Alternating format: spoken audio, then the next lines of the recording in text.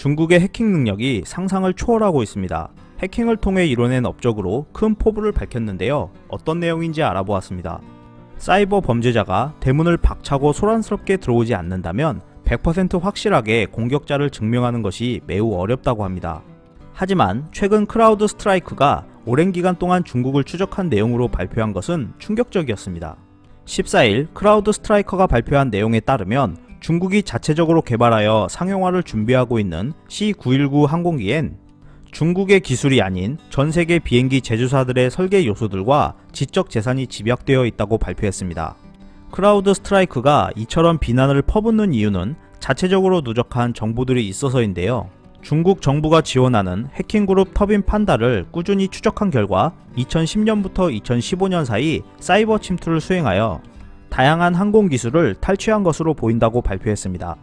터빈 판다가 중국 비행기 개발 사업에 관여하고 있는 것 같다는 사실을 처음 발견한 건 2010년이라고 합니다.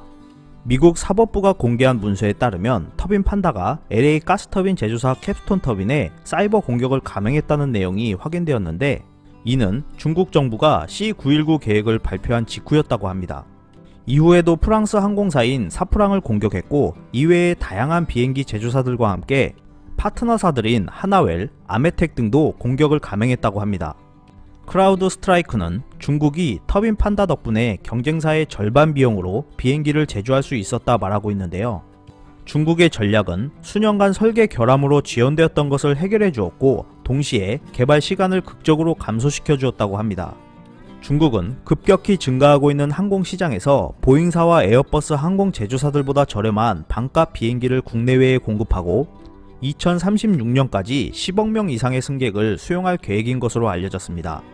크라우드 스트라이크의 부사장 아담 메이어스는 항공기 관련 정보를 훔치는 것은 중국뿐만이 아니라 러시아, 인도, 이란, 북한 등 약 40여 개 해킹 단체들이 있다고 말하고 있는데요.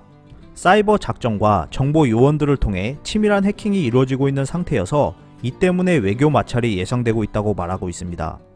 중국의 해킹 능력은 항공기를 만들 정도로 고도화되고 있는 상황인데요. 우리나라의 반도체 기술 및 산업 전반의 기술들도 해킹에서 예외가 아닌 만큼 이에 대한 철저한 대비가 필요해 보입니다. 이상 피커TV였습니다. 감사합니다.